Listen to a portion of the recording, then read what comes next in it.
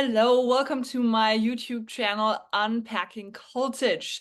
Today, I have a guest for you who is a journalist, an author, and an activist. Her name is Anke Richter. Welcome, Anke. Thanks, Christina. And I think you're probably the first podcast host who can actually pronounce my last name properly Yep, because we're both in Germany, right? So, that's yeah, it's right. great to be here. Thank you. You're so welcome. And I know your name means judge, which is pretty cool, right? Well, I mean, you don't want to be seen as judgy, but then, I don't know. It's a very common name in Germany, actually. Right. And also, it's a book in the Bible, so there you have that. There you go. There you go. Right on Yeah, topic. yep, that's right. Right on topic indeed. Yeah, we have a bunch of things in common. One, we are both not just from Germany, we're both from North Rhine-Westphalia. Is that right? Yeah, I was Okay. born in Marl, M-A-R-L, Marl, and I went to Paderborn University and Bonn University, and you are from Cologne. That's right. Pretty close. Yes. Oh, We both know the carnival, right? of I grew up with course. it. Yes, I Part was. of my childhood. Yeah, that's right. I was just remembering with someone like 2004. I know exactly where I was on Carnival Day. I was in Cologne. Is that right? Well, my birthday, which is now in the summer here in New Zealand, because I immigrated to New Zealand, so Southern Hemisphere, different seasons. But as a child growing up, it was always smack in the middle of the carnival season. So it's so exciting. I was planning my costume and my kids' carnivals parties for the whole year ahead. So it was always great. Good way, Yeah, good way great to time. celebrate. Otherwise, dreary February month kind of turn around by Carnival. Yep. Well, thank you so much for taking the time to talk to me because the other thing we have in common is our not just interest, but our lives being highly influenced by the fact that there are cults around and we had our own experiences with it and we're talking about it. We share the same passion of bringing awareness to the fact that everybody is susceptible to fall for a cultic, a toxic situation. Absolutely, which took me a while to get my head around because I didn't really see myself as someone ever who could be susceptible to groups like that. And I think this is exactly the problem that we tend to think it's always other people. We're fascinated by documentaries on Netflix and watch that. And I think there's been very much a sort of dominant narrative in the not so much lately, but maybe until 10 years ago or so, where people in cults and also the media about it and the films about it was very much an us versus them. Oh, look at these strange people following this crazy guru and the awful stuff they get up to. So it's like watching, I sometimes call it trauma porn. And if it's also about how badly people are damaged, it's like, oh, look how they've come out of this. But there is no connection to um, how is everyone susceptible and how many of us not do seemingly ordinary things and ordinary, sounding groups, from yoga to life coaching to their churches to whatever, that they wouldn't think of as cultic groups. But they actually might have a foot in something already that could turn into something way more problematic, because it's not always a black and white, right? It's not always just as extreme as, say, Jonestown or Scientology or so. And then even Scientology, I guess it could. I mean, if someone must have been living under a rock for the last 20 years to not know that Scientology is a cult. But I guess if you first step in there and do some of their courses, you probably think, wow, this is pretty amazing tools that could help me. So the sinister side, the crazy making side, the coercive side of these cultic groups is not so apparent. It's not like you feel and see that and can spot that straight away. And I'm always amazed, Christina, by how many people, especially now that I've given book talks, and people often come to me afterwards at those festivals and or after workshops, and they often it's older men, to be honest, and with this air of, well, I know it's a real problem, but me. I mean, they're basically saying, luckily, I'm too intelligent to be in something like this. I'm too I'm too smart. Well, I wouldn't be in something like this. And I thought, well, dude, you'd be the first one who wouldn't see it for what it is, because you're so sure a person like you couldn't be in it. So yeah, I think it's a good thing we have in common, that we know everyone's susceptible. It's not a matter of your intelligence or your education. no. That's right. That's right. I was in a cult in Germany, having been raised Baptist, and then I got more into something that was more personalized and kind of a psycho self-help group that was supposed to turn us into these awesome business, like successful people. And I also had no idea what I got myself into. And I love so much that you stand for and that you're so passionately talk about in all these podcasts or other videos or of course in your book. I had to do the blur in my background. I used to have this beautiful room, this beautiful space my kids took over in the 80th year. I was not able to clean this up, so yeah. We'll talk more about your book. I wanted to bring this book up very quickly. This book you cannot purchase anymore. It kind of, it's not that okay, this is the problem with the blur, right? This is written by a person who was in my cult, and it's in German, Die Gottesversprecher.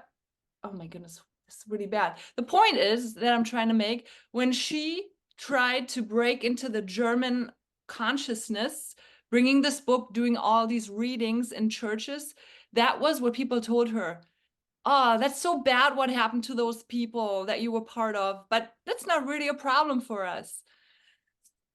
I actually just had this experience at a recent book session here at the library in Christchurch, and there was a German guy in the audience, and he asked actually a pretty good question. The question afterwards was, how do you know, now what's the first thing sort of to look out for that, and when you enter or something like that, or what's the sort of indicator? And I was put on the spot a little bit, and I said, well, one good thing to check is straight away on their website or in general, do they have some kind of feedback thing? Do they have a person you can go to if there's a problem? Yeah, is there anything where you can actually, put in some feedback? And he was in the queue afterwards when I was signing books, and then I recognized him. He is part. I met him actually at a workshop, at a bit of a, I wouldn't say a landmark spin-off, because it's not doesn't directly come from spin-off, but it's one of those similar LGATs, large group awareness trainings over a weekend, where you face all your past wounds, and then you make amends, and you get these tools, and you feel a big shift, and you come out on a high. And then to do more, you book the next course. So I'm not saying it's all bad what they teach you, but he is deep in that group, right? Which I think is quite a bit culty. And when he was standing in the queue afterwards, he was beaming at me and saying, well, I'm really glad I came to your talk, but because now I'm really, now I'm sure that what we're doing is not culty. So that's the problem, that people look for these more extreme things, or they find lists online, and that, because cults, it's a pretty common phenomenon these days, or we do talk about cults a lot more. It's entered the common, the public discourse is more about cults these days. There's so many programs out there, and shows, and more conversations and events, like the one I'm organizing here in New Zealand, and so on. So yeah, people and groups might actually start Googling, go, oh, actually, are we culty? And then they come across these lists, these checklists, what a cult looks like, and they go check, check, check, and then there are two things that don't apply to their group, or and they say, oh no, then and of course we're not a cult because we don't do that. So yeah, it's hard, isn't it? I mean, on the one hand, we are here talking about it all, trying to raise awareness, but how to really reach those people who are in something that hasn't really had the outright, the call out yet, the bad media, the lawsuits, the really obvious harmful, the obvious exposure about the harm they're doing, but something that's more on the softer end of the spectrum, like what you also just talked about with maybe a business program. So it just doesn't scream cult, right? Not everyone wears orange. There's no guru sitting there. It's not what we think of what cults are like, but how do we reach these people, and without, again, shaming them and telling them, you're in a cult, you're wrong, you need to stop this, because that's not going to work, right? So that's the question really that I'm tackling these days. How to have these conversations, educate people, but also, not to gloss over the problems, but also not slap the word cult on everything, because it does actually also turn people off who are trying to get their head around where the problems are. Right, right, and it cheapens it.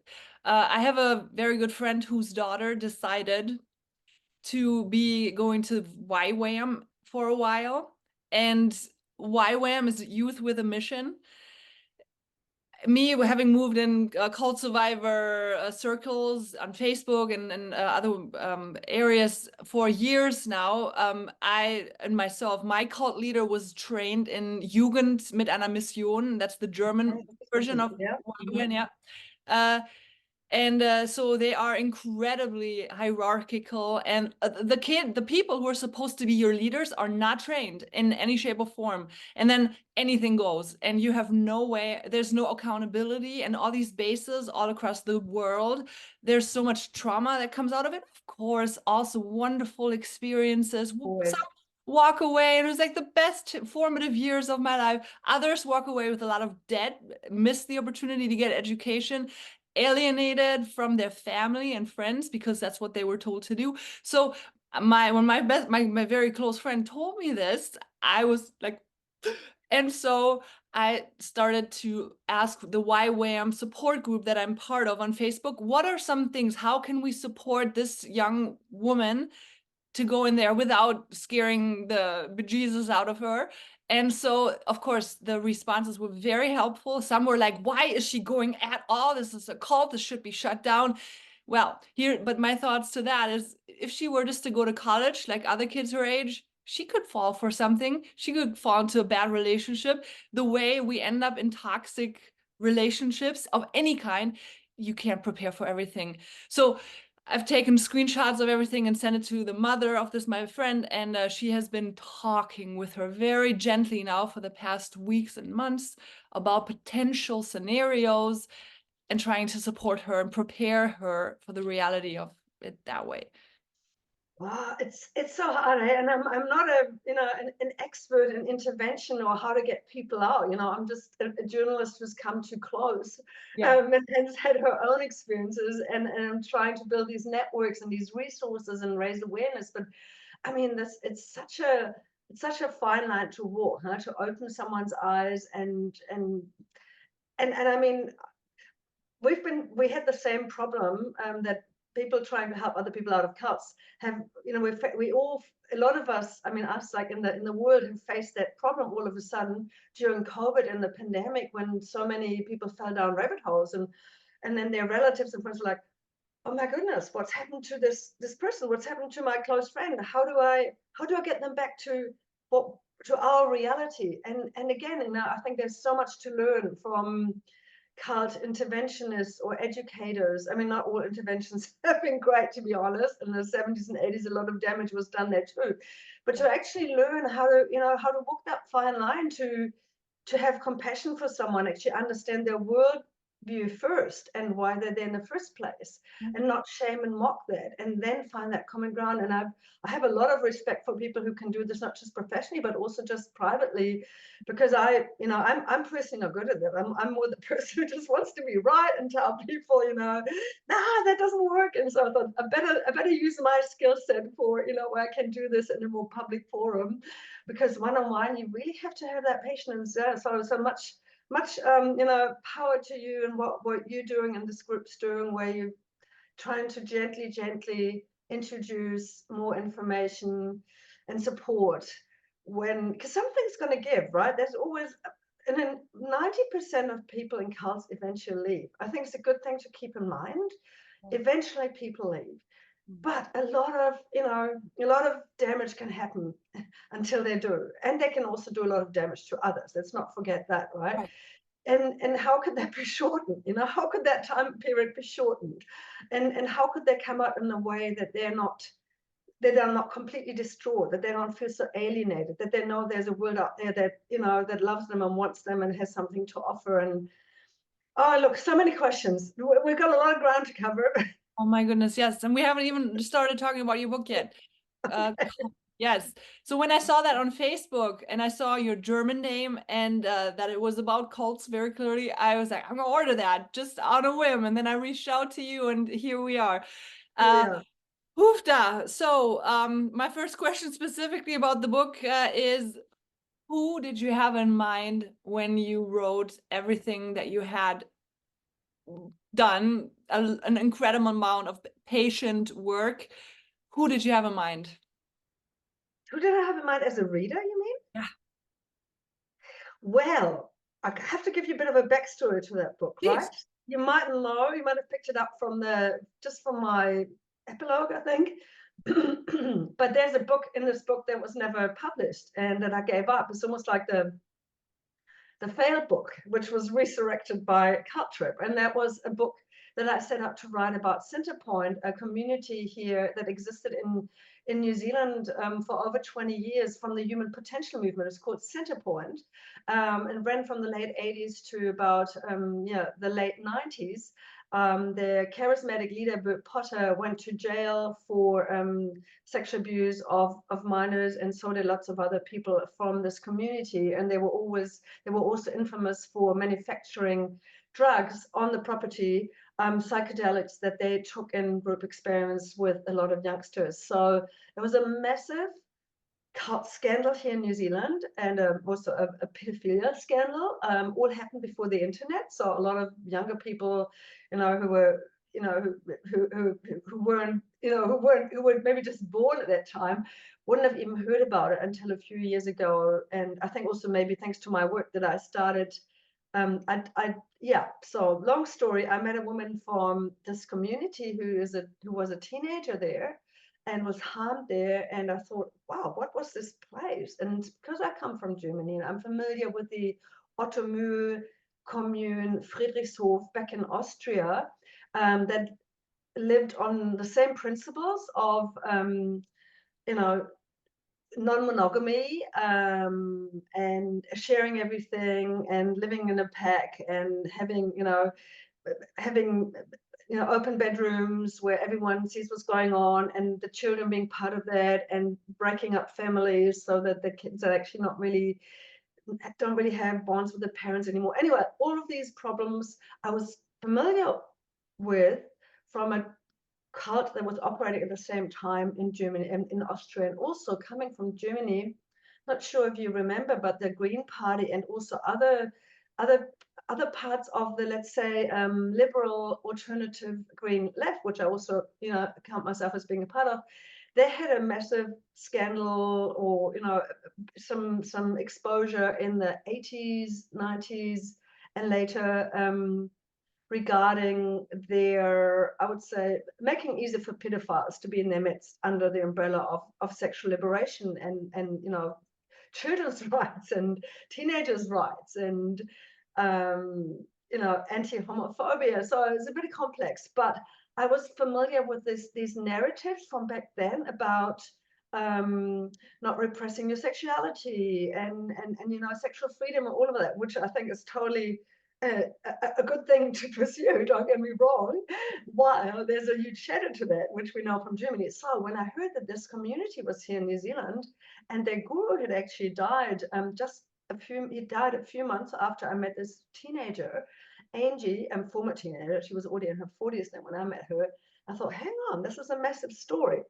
Why has no one in New Zealand written a book about it? And then I thought I could do it. I had a great publisher, had a contract, and after 2 years, I failed. I gave up on the book. I was diagnosed with PTSD later. I got too close to too much trauma, which gives you a bit of an idea of the aftermath of that specific cult here in New Zealand and how unprocessed, how unresolved all these issues were, which I know are typical for so many groups around the world. It's not necessarily unique, even though Centerpoint was already quite unique even on a global scale, how it was, how it was set up and how many people went to jail and what it meant for a little peaceful country with a lot of social cohesion here in New Zealand.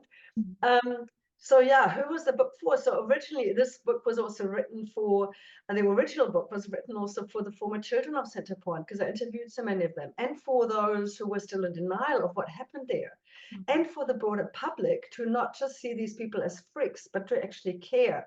and to understand that there is an aftermath to this. These problems are not just done by some people going to jail and lots of sensationalist media stories and a few court cases. There's so many other psychological repercussions, and I was interested in that. I wasn't even interested so much in the charismatic leader and who he was. I thought he'd had enough coverage. His name was kind of a household name, and as the bad guy, the villain, which he was. But I didn't feel like he needed more examination. I really wanted to meet these people, these normal people who who joined this community with best intentions. So could have been people like me, maybe possibly you, but definitely people like me, you know.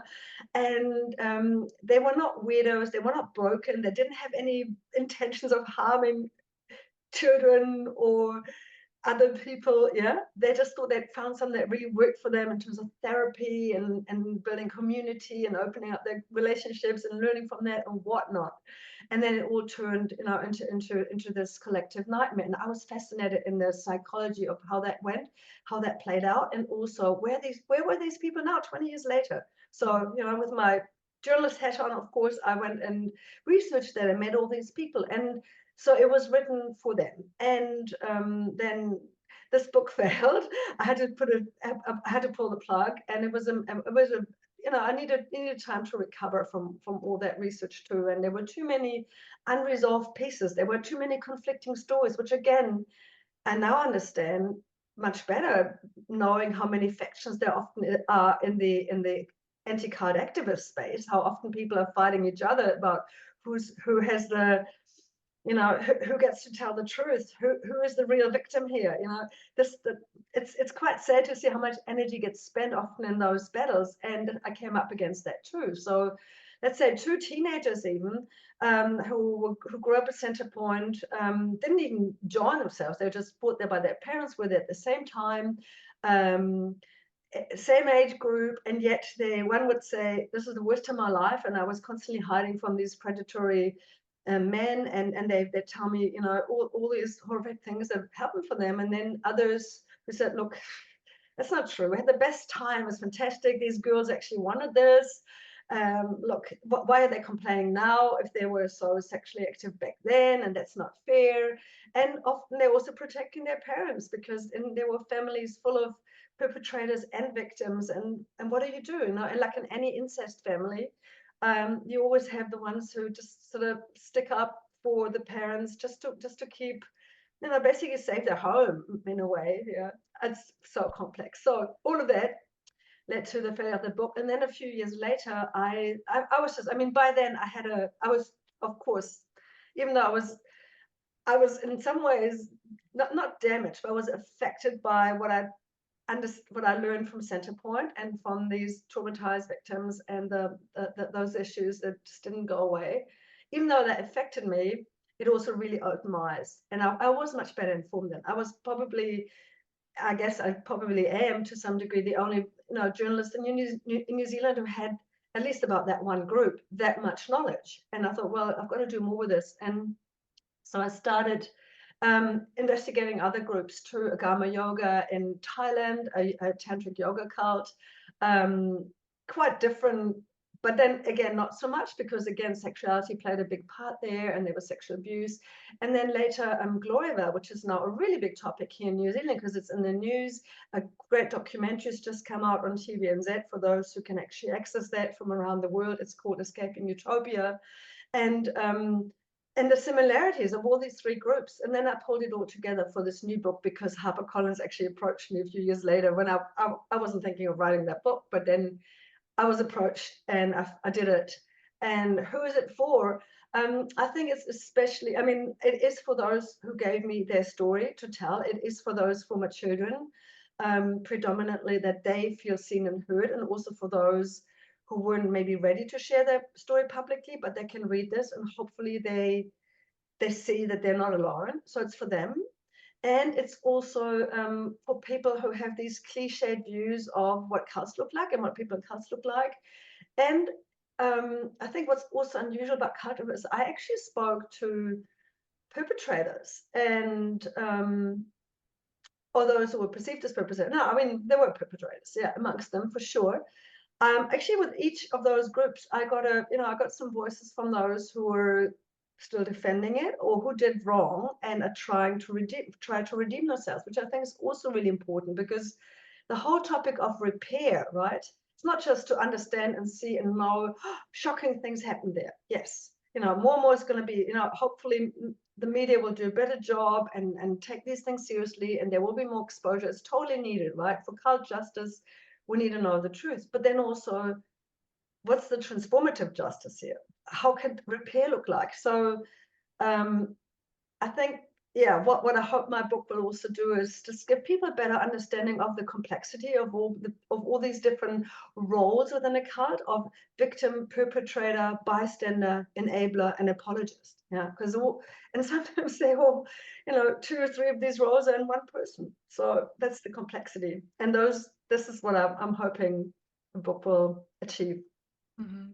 Yeah, and it's also a deeply personal insight into how you were attracted to the whole topic by your own experiences. And then also you are admitting that when you were excited about the yoga workshops that you were part of, that you also played an active role in trying to have people unsee the bad stuff that they saw and try to reframe it as, no, no, you have to get through this, come on back into the session if they ran out.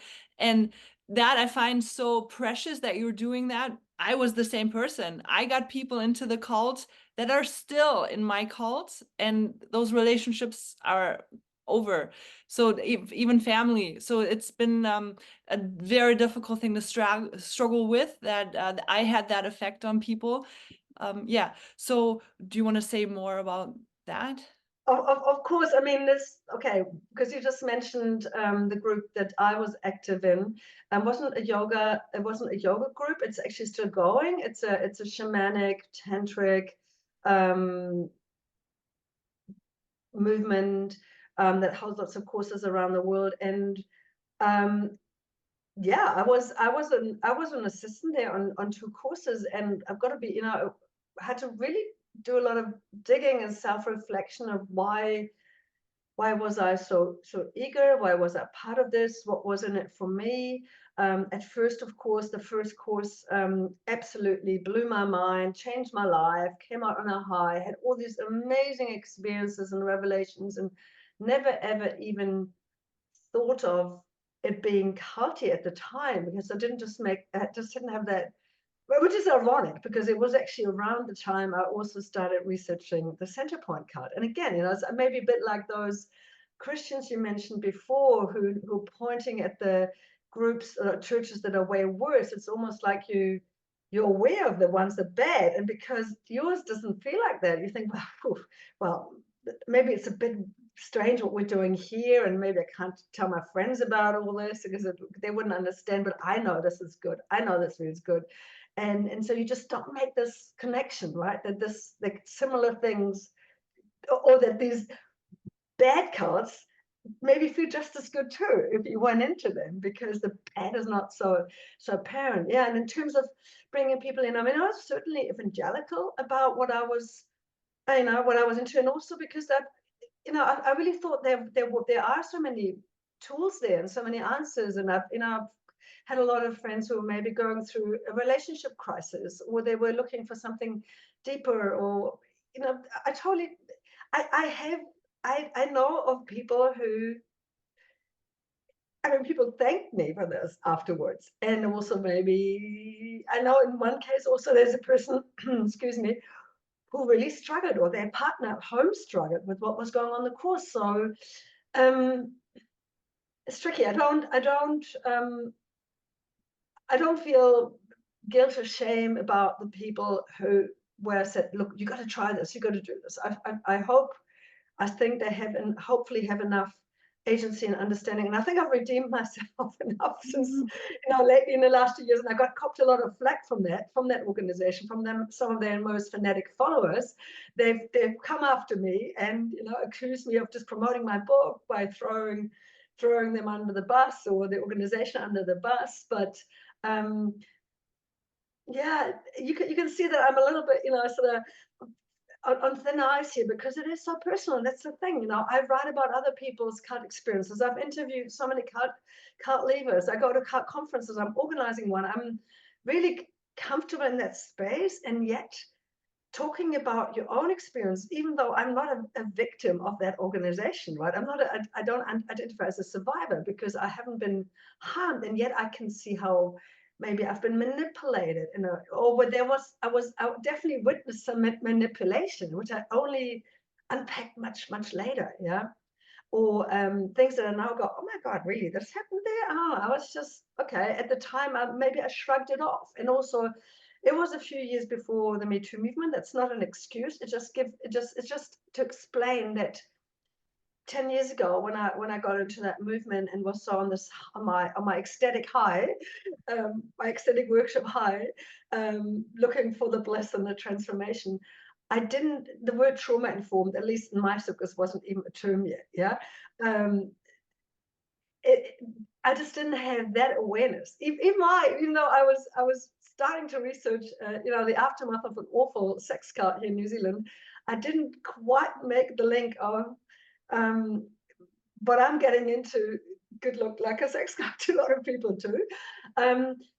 Yeah, and also I think the reason maybe why I was so drawn to Centerpoint and investigating that former cult here in New Zealand was also because I was dabbling in I would say spiritual self-help at the time. So in some ways I wouldn't just say I had skin in the game. It's more like I had a deeper understanding maybe or compassion for those people who had been drawn to Centerpoint before things were so apparently bad there.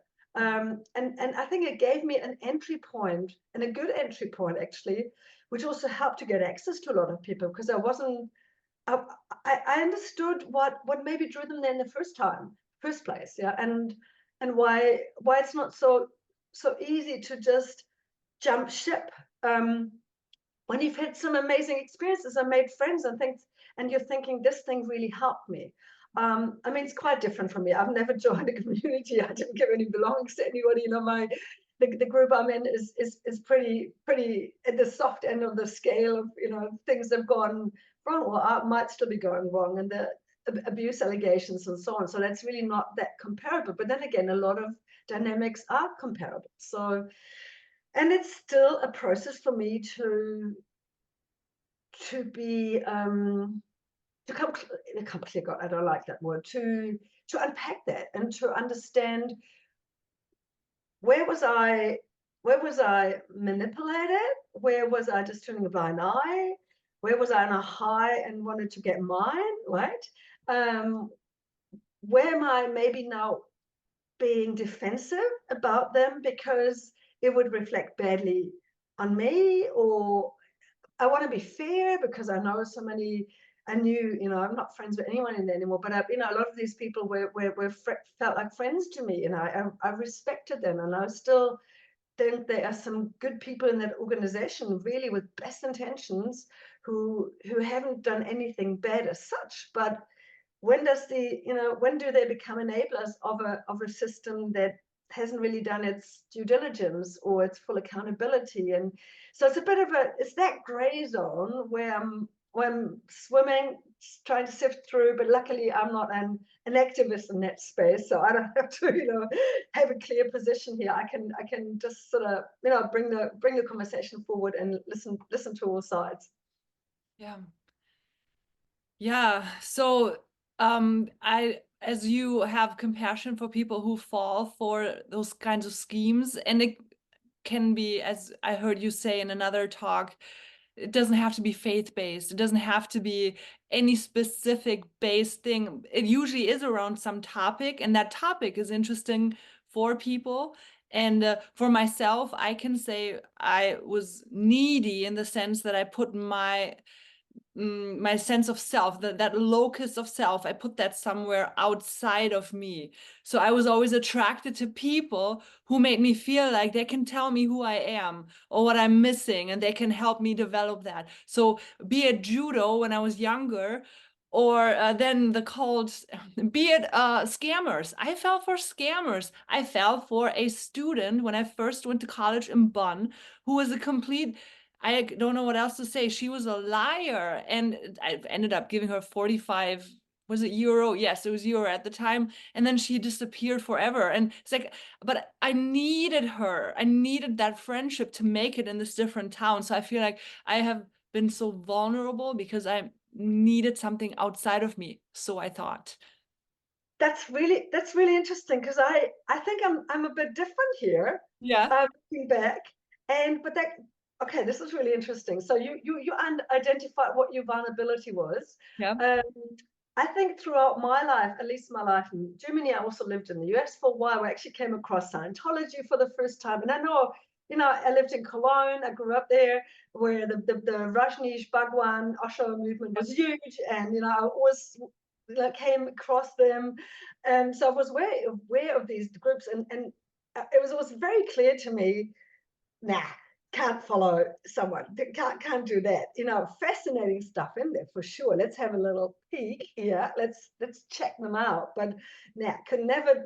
I'm just such an, I've always praised myself of being such a rebel, an individual, an independent person, and not joining any club. And I was a bit of a troublemaker at school and so on. So I think my identity was very much built on, nah, you can't put me in any kind of structure or form, especially if it's authoritarian. It's always sort of, I guess, challenging authority figures. So that wouldn't have worked for me. But my vulnerability, I think, was or susceptibility, it definitely has come from also moving to New Zealand. Um, I mean, I have a great community here. I've built a great life here. I'm a very social person. And yet I think there were parts of me, and it wasn't just moving to New Zealand, also maybe being middle-aged, a certain point of my relationship, having done so many um, extreme, fascinating, adventurous things around the world as a journalist. We lived in the South Pacific as a family for a while on an atoll. I mean, I've had my share of outward adventures, but I've never done therapy. I've been very cynical about the New Age movement. I wasn't drawn to any sort of self-help workshops, because I was just sort of, a big eye roll, or especially it was too esoteric. And then I think this is, and again, is it a vulnerability? Is it a susceptibility? Because you have something, it's like a perfect storm. This whole the ISTA movement, which which I met at a time where it just felt like really fitted, was what landed for me was also that I suddenly found a lot of answers, or a lot of things that I had just completely ignored before. I thought, that wouldn't be for me. And suddenly it was like, oh my God, actually, this feels amazing. Why shouldn't I? I'm old enough. I can do what I want. I know my kids are going, I can, why not make this my next adventure? Why not go on this wild trip? And I went through some, workshops around the world, and it was almost became sort of my little, my holiday hobby to some degree. Yeah. Where I thought, okay, instead of, going on a surf trip or a big, mountaineering, whatever, adventure. So let's book this workshop in Bali. And my husband came along to some things, and we, it was amazing. It was like an adventure. And but this is, yeah, so I'm a bit all over the place with this, but it's good to sort of identify what kind of personality do we have, and then when can something take hold. Oh, and I think because I've been so skeptical of any of those movements or people who seem to hold the truth and to have the answers. And I think coming from Germany, we can be quite resistant to that, because we're very much raised in the history of understanding the history of the Third Reich, and not being sucked in by an ideology, right? Always being critical and questioning everything.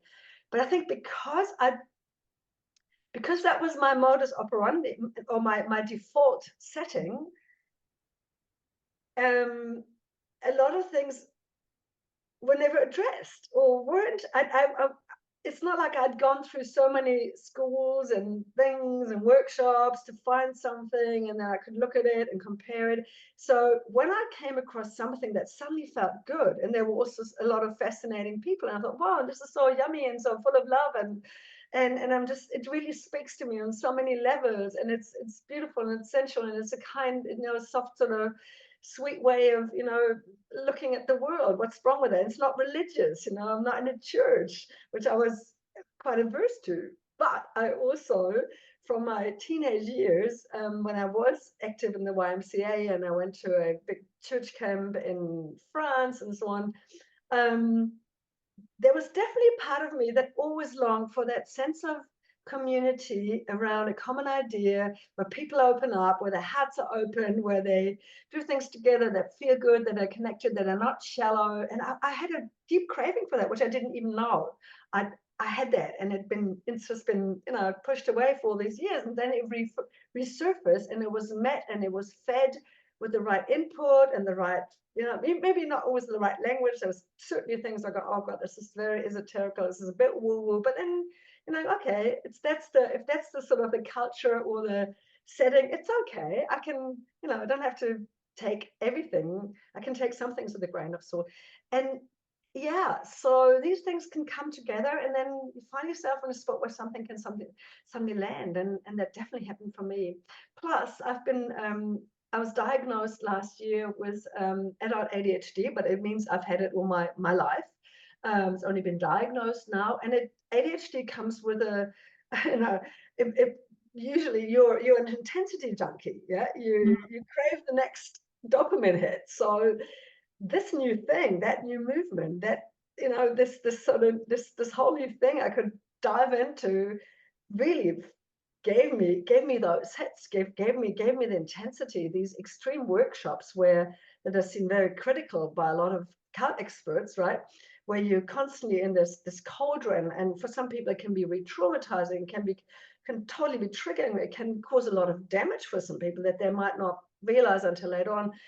For me, it was a wild ride where I just, wow, I got my fix in terms of, oh, this is, ooh, haven't gone there yet in my mind or in my psyche, in my heart, and my connections with others. And I could only see it as, wow, amazing. And now with a bit of distance and a bit of unpacking, I can also see the problematic side of that. Yeah. Yeah, so we're all motivated by different reasons why we end up in something where I heard you say maybe it's in the book, but it's this, what you're asking for in what needs to change is that that organizations or whatever the thing is, the structure that you're looking into or joining into, that they would be open, transparent about what are we actually doing here? What can you expect? And at what point should you be like, that's actually not what I signed up for. Can someone please? And you mentioned that there should be someone who you can give feedback to. And then how are you met when you say, well, this really sat wrong with me when this and that happened? We know that's to me the number one flag, when you bring up a problem and then you become the problem for bringing up a problem, right? Then, run the other direction. But so that's kind of what you're saying. We need to be so clear about what is actually our service, and don't be surprised when this and that happens. But yeah, and then hold that, you get to be held accountable to that. But how do you actually run? Yeah, Yeah, I mean, you're actually right. But how do you actually run if you're sitting in a big sharing circle on day 3 of a week-long training that you paid $2,000 for, mm-hmm. and you really want to make this work, and people are having these big breakthroughs, and then something doesn't sit right with you because you feel someone's being shamed or something's wrong, or you just notice something in the break where the lead facilitator was hitting on the prettiest girl in the room, and you just think that something's off, or whatever it could be. Yeah, where you and I would now say run, right? But in reality, that's not really an option. You're not just going to get off in the circle and first of all, to even cognitively put these pieces together while you're in such an intense setting, while you're already not, where you don't even have time to really think and reflect and put all these pieces of puzzle together, where first of all, you need to be cult informed enough about all this, I guess, to see it. Secondly, to act on it is so hard. So, and this is just a 1 week thing, where, yeah, of course you could still leave and go. But imagine if you've already, just thinking of people at Centerpoint back then, on popular people from other communities too, where you invested so much more, where you've given your life savings, where you've moved your whole family into a community or on a compound, where you've told all your friends for years, and this is the best thing ever, and you lost friends and family over that. And then suddenly the penny drops. I mean, and the community is all that you have. I mean, I've never been in such an extreme setting, and not everyone is, but even on the smaller, on the entry level of, you're in a course, you're in a workshop, something doesn't feel right, you can't ask the critical question. Run, yeah, but then even then, how? Even in such, let's say, simple settings as a yoga class, yeah. I mean, it starts on such a subtle level. Let's say there's a lot of trauma informed yoga these days. So I'm probably a little bit out of my depth, but from what I know is that there's some great yoga teachers who even encourage, or they have cards that you can put next to your mat where it says yes or no, whether you can just flip the card, whether you happy to receive touch from the teacher when they come around and make some corrections, right?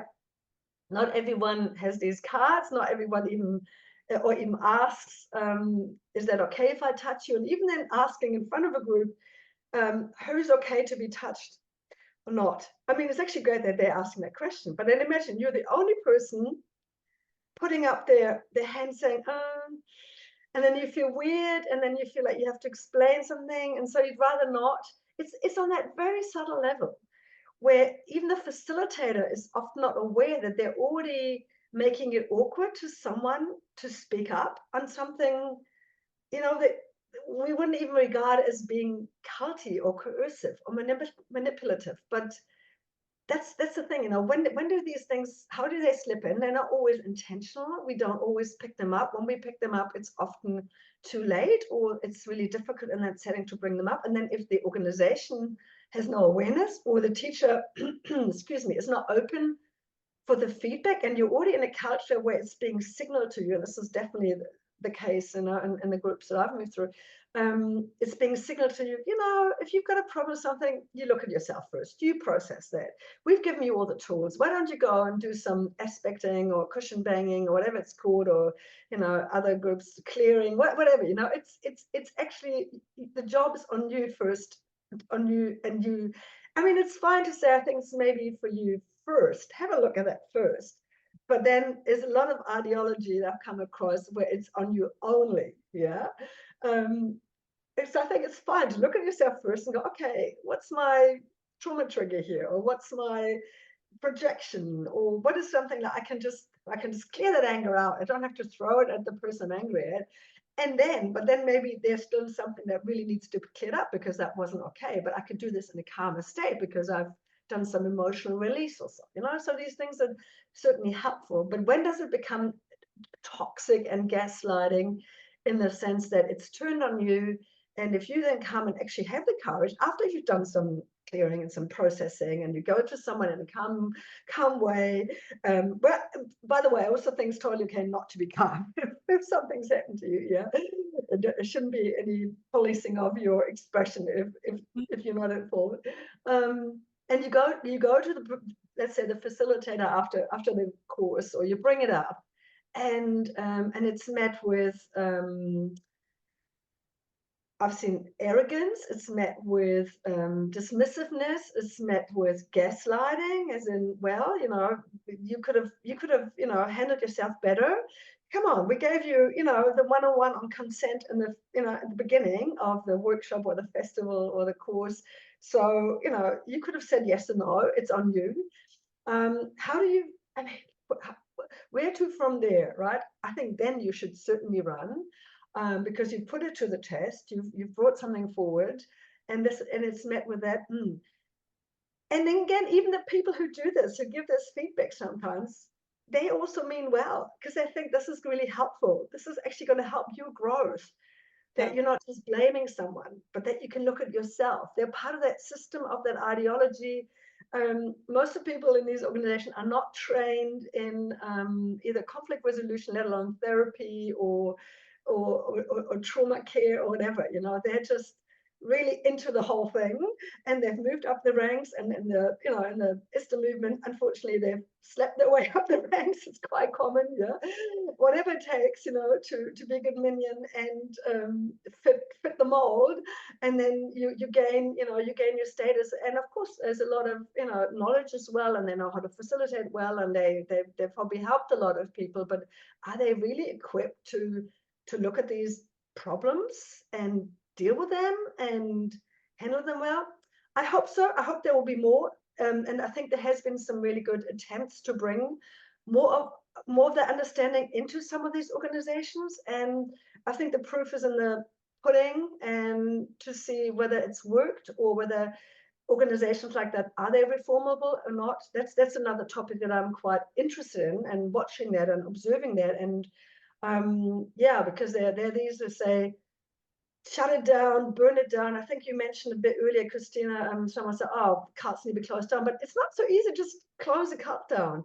People have this assumption that because it's a cult, and we all know it's a cult, it can just be closed down. Cults are not illegal. I don't know. Do you know any countries where they have a law against cults? I don't. They have to actually commit crimes that are, you know, that you can end up in court with, or not, usually it's actually tax or financial crimes where you can get them. Even sexual abuse cases don't bring an organization down as such, right? They're always the people who still keep coming, who just think, oh, that was just a, you know, there was a mistake, or the poor leader was misunderstood, and then there was all just construed, and the media got it wrong, and people still keep coming. So I think the best way to bring a cult down is not to give them business, to not go there. You know? Yeah, yeah. Don't go there. Yeah, that would be something. Here is what I'm thinking about. You know, a cult leader, a person who is high in the ranks of a cult, who is now beyond being emotionally or truly affected by someone coming to them with, when you did this, it actually hurt me, or it really shocked me, or it had a negative impact on me. So they are at a such encapsulated in their persona, in their divine whatever. They're so safe from being wrong that they're even able to say, even if what I did was incorrect, that was the divine God or whatever working through me in your life, because this needed to come up. So still, I don't have to change anything. It's about you. You need to adapt or whatever, heal. And then, so like when we would be like, hey, could you please not share our prayer secrets that we shared with you one-on-one in a sermon for everybody to hear, and then be like, oh, that's shame right there. Now you get to repent for having shame as a response of defensiveness. You just need to be able to take it. So that's what will drive people insane if you keep swallowing that, which I did for years and years, until I guess I did wake up. Yeah. So I'm thinking there's this spectrum, Yes. this spectrum of, we need to be able to speak up for ourselves, and we need to also be able to kind of adapt to a community. I mean, as mothers, we know that, right? When your baby wakes you up for the 5th time in the same night, you don't say, hey, I have needs too, right? You adapt, you do what you have to. But when we're not in that capacity, when we're part of a group and we can't speak our truth, and we have to in fact die to ourselves, that is common Christian terminology, which means stop criticizing us. You're just hindering, you're annoying at this point. Again, you die to yourself. Die to yourself. That's like Jesus was saying, you know, everybody has to I die have to something themselves, from that. carry their cross, fall into the ground like a seed and die, which is kind of interpretation. What are your thoughts about that?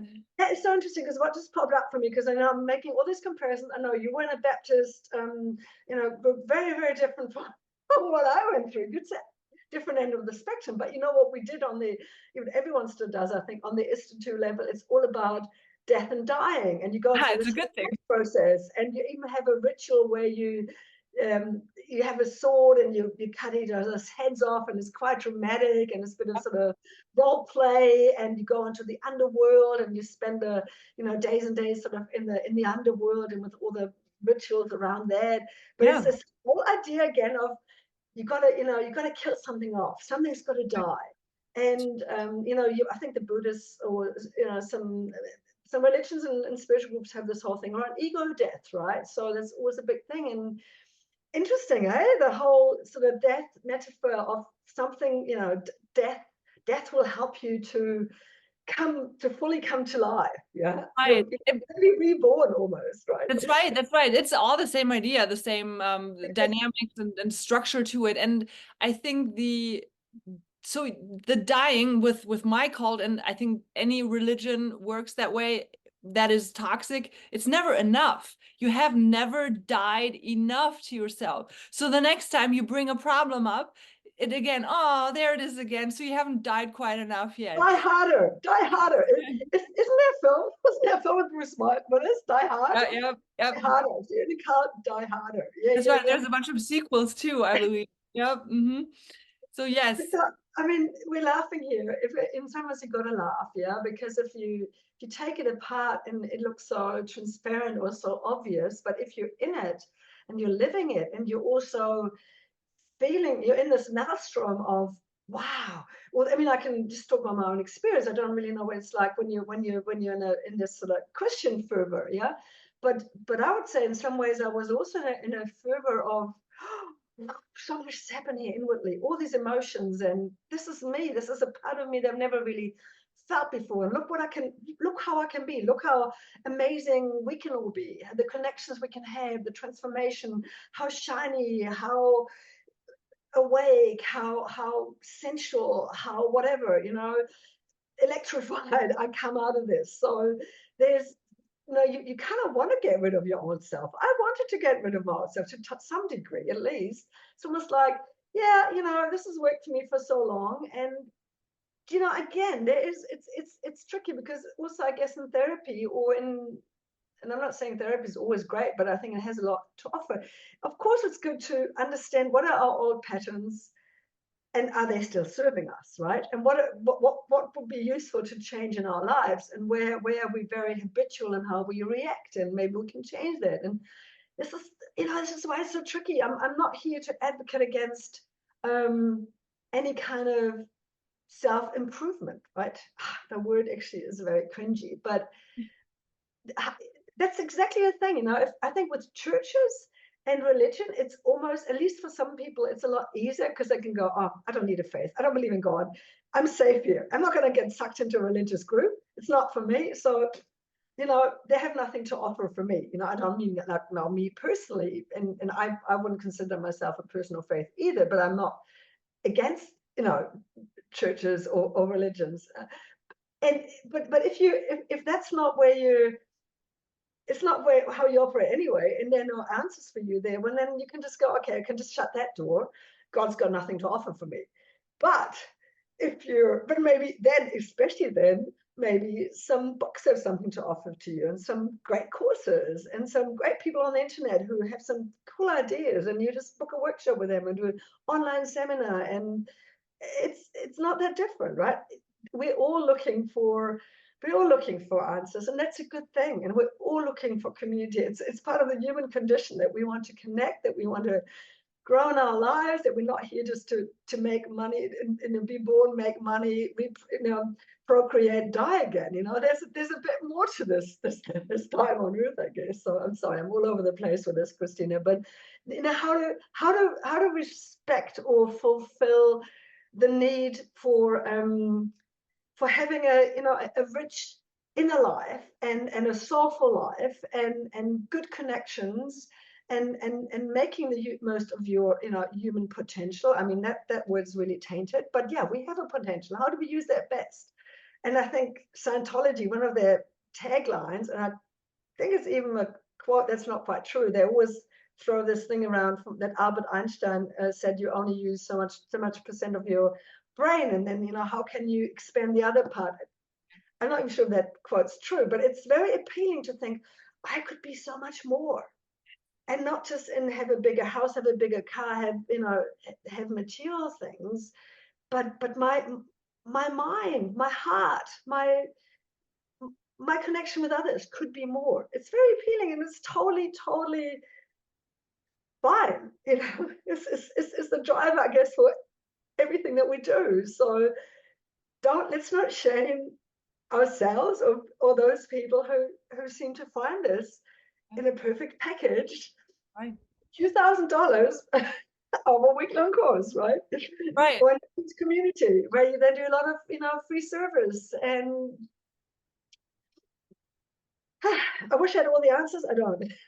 No, yeah, that's right. And even if we did, then we wouldn't be trustworthy because then True. Yeah. um well, let's wrap this up. I want to respect your time. We said about an hour. I have one kind of final thing for you to share your thoughts about. Obviously this has been a very difficult read at times. The sexual abuse part, I mean, it's just horrific, and how mothers do things to their own children, and how do you recover from that? It's all incredible. So I think what I'm left wondering is, you have also spoken with predators, some of them also clearly sexual predators. What is your estimation? What's your take for a person who has received the abuse?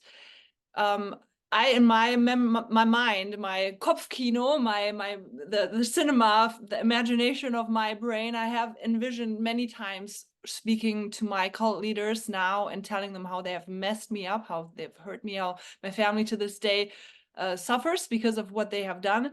And just my shock at how can you be so what's the word, so reckless, damaging so many people's lives by believing you have the answers and then making people be obedient to you. So like, how can you do that? I try to envision what would that look like, what would happen. And in reality, I don't think that would do anything. They would maybe in the moment, to save face, would say something like, oh, I had no idea, I'm so sorry. But it wouldn't be anything that would have any impact, or there's nothing that they can really say that would change anything that they've done. So from you and your close encounters with perpetrators, what do you think? Is there something to be gained from, as a victim, be it a letter, be it a voicemail, be it anything, and present that to the perpetrator at any point? I think there are two things in here. Great question. Yeah, two things in here. I'm just thinking specifically with Centerpoint, because that's a really good model of where that hasn't happened yet and people are trying. Are we talking about how do you confront the actual leader of, the cult? But also, what about the ones who were enablers, who were holding up the system, who were guilty for maybe bringing you there as a child in the first place, and then looking away, not protecting you? So it's a bit more complex. I think when it comes to the often narcissistic cult leaders, they usually are, there's probably not much of a point. I think use all the legal action you can, and make them suffer in jail or whatever, slap them hard with lawsuits and whatnot. I think that's the only way. This is maybe when they will learn, but they might not. Look at Keith Raniere in prison, and he still has a following there. And has he learned anything from everything that's come out from? Has he watched The Vow and everything? I'm sure he has, and he probably thinks he's innocent or whatnot. I can't read his mind, but have we seen over all the decades that we're aware of cults, have you seen any old cult leader come forward and say, oh, I've now read all these victims' reports, and now I see what I've done, and I want to really say sorry? No, we have not seen that. So don't hold your breath there. But what about the others? And I don't know the specifics now in your group, but I'm just thinking with Centerpoint, there has been a real initiative.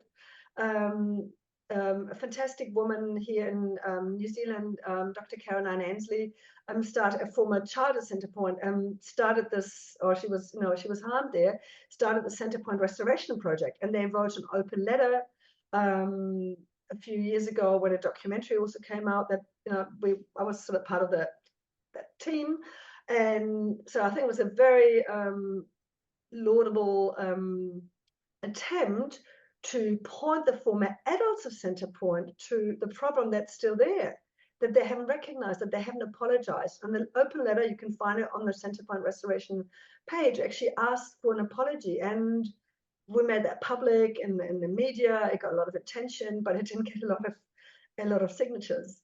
And I think this is the big thing. How can repair work? What do you do as the victim? I think in terms of the adults, you need to have some kind of transformative or justice process where they can also, where they're not just feeling accused and shamed either, but there is a bit of a bridge where they can meet in the middle with the former children. Similar process is happening with the Otto Friedrichshof process in Austria at the moment, but they're also looking for tools. How could that work? I think there's a lot of there are now, especially with cults that operated that many years ago, and where you now have a second generation that are adults, that are more informed, that are having their own kids, and actually now seeing, oh my fucking God, this. I have kids. I feel so protective about them. How come my group that I grew up in didn't provide that? They actually really feel much, much stronger about what happened to them as when they were kids. So this often that repair work only starts 10, 20 years later. Yeah. If they're not too damaged themselves. And then how to go about this. So I have more, I think I have more insight maybe around how can a process like this, what would it ideally look like? How can these format, how can these adults who were also responsible for the harm that happened as a community, as community leaders, as the top tiers and so on, what do they need to do to acknowledge what happened? But in terms of the actual cult leader, you're probably not gonna get much from confronting them. And with the others, maybe not so much just confrontation, but also dialogue. Dialogue and understanding, but also telling them, look, this is how we suffered, and you need to see this, and you need to apologize. Otherwise, we can't heal. We can't just move on, right?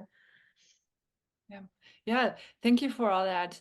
I think it's helpful for someone who might be fresh out of a group and might still be in that mindset of, I just want them to know how much they hurt me, to maybe put that thought of there could be something positive coming out of it, to rest and say it's probably not going to happen. Yeah, well, we would have to do something collective as a group, which I tried to initiate with my group, but that ended up the people who got out. We didn't see eye to eye on a lot of what we can actually speak about, because some of the things were just so shameful that we encountered and were exposed to, or had to do, or had to say that those were our problems when they were not our problems. So it's just so much shame-based that we were not in agreement on what do we actually want others to know, what we have been through here. So it's kind of I'm done, I'm just looking the other way now. So yeah, it's incredibly difficult trying to rally ex-members around and then come up with the same idea of how to move forward. Well, I hear you, because I'm aware of this, again, with Centerpoint, how difficult that is, and that people at different stages in their life, and like you just said, some just want to walk away, and like, they've suffered enough, they've struggled enough, they've tried to change things, they just don't want to be in any process. Then also, when you want to bring maybe therapists in or so to help this process, there can be a huge distrust. How do you find the right mediators for this process? So I mean, good luck to you guys there trying to do this work. It's huge, and I really wish it wasn't the victims, it wasn't a second generation or someone's third generation who are doing this work, but that the former adults would pay for it, would show up for it, would understand it, would support it.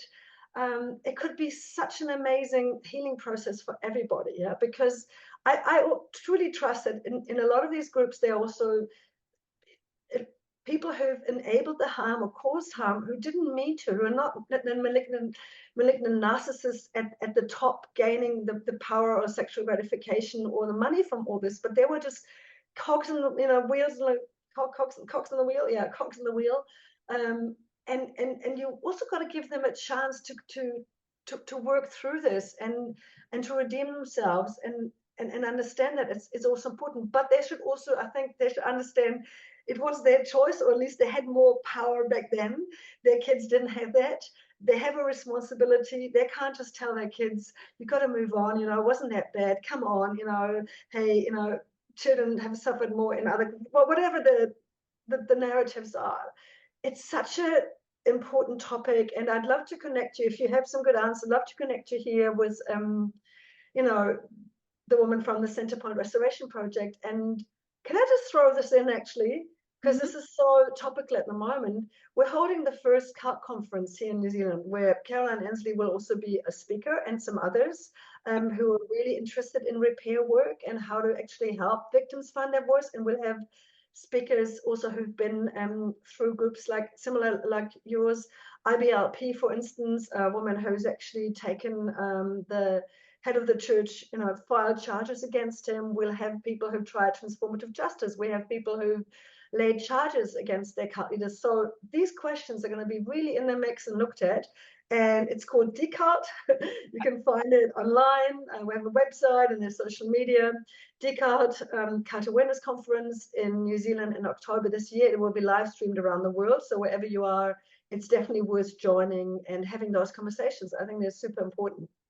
Yeah, I was going to ask you, I know that you're planning all this, you're putting this together because I follow your Facebook handle or whatever that's called. Oh, how can people stay in touch with you? How can we know what's going on, what you're working on?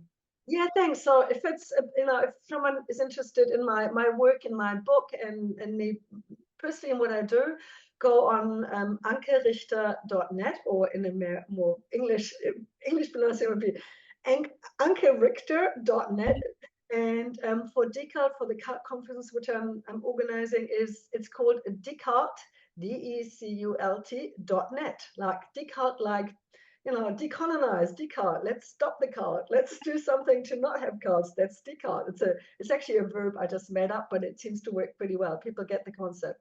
Yeah, yeah, it's like So my word, cultage, unpack cultage, like baggage from a cult, cultage. Get it? We're ah, unpacking good. what Pack we've the been. cartage. I'm gonna. I think can I steal that tagline? It's great. You got Oh to yeah, just no mention my channel at the same time. Yes, for sure. Oh, absolutely. Yeah. No, we'll give you a shout out. that would be unpack cultage. Yeah. Anke, thank you so much for the work. I can hardly imagine the heartbreak from the book that is in here that wasn't at first published. I want to thank you for the people. I can feel your passion. Your heart is in the place of you wrote it for the people who you are writing about because those are their stories. So they are grateful to you. I am grateful to you. And this will do a lot in the public, I think, to cause more of a thought like, what would it take for me to be sucked into something where I wouldn't be able to get out? So I think you're doing an amazing amount of work here. I appreciate it so much. And that's why I asked you to have a conversation with me here on Unpack Cultage. Of course, it's the name of your channel. It took me a while. Did you? Hey, thank you so much, Christina. I think you're doing amazing work, and it's great to have a transatlantic ally. And I'm sure we'll be talking more together. Yeah. Thanks I so love much. it. Thank you.